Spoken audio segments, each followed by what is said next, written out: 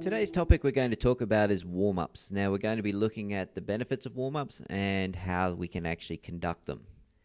Now, a warm-up itself, its main purpose is to prepare the athlete or the client for the program that's about to follow, and should be seen as an integral part of the actual program itself.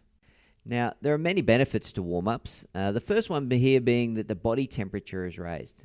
This allows more oxygen or oxygen easier flow into the muscle, which allows us to produce more energy.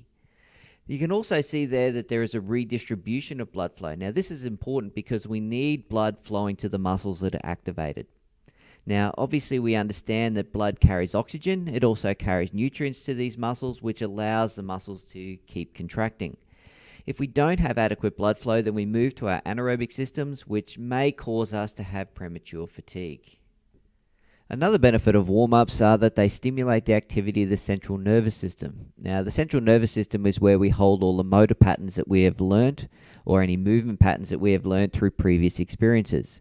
And by allowing the central nervous system time to activate, it allows us to do things such as move quicker, create more strength, and just perform tasks in a more skillful manner.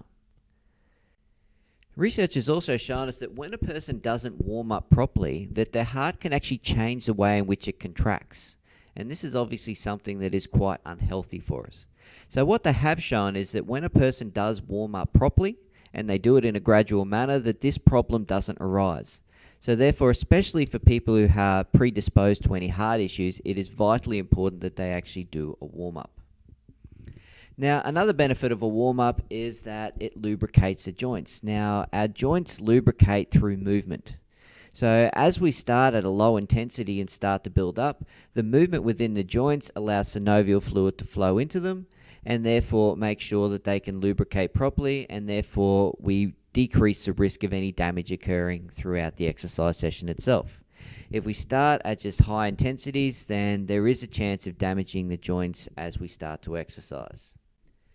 Another benefit is that we get an adjustment of enzymes and hormones that are responsible for energy production. So what this means is that our body is set up for optimal energy production when we first start to exercise, which obviously allows us to perform at a higher level.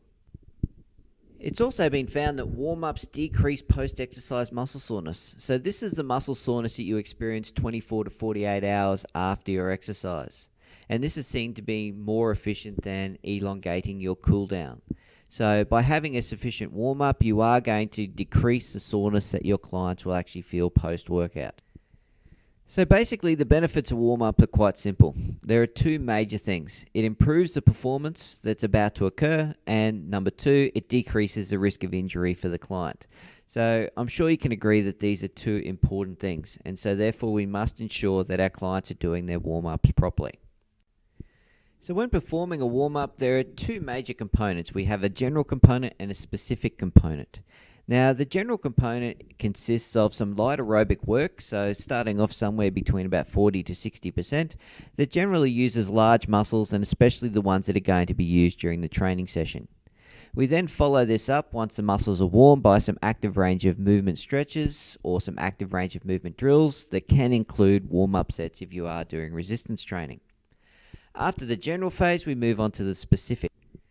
Now, with the specific component of the warm-up, what we're looking to do is to make sure that we're covering all the movements that are created within the actual training session itself.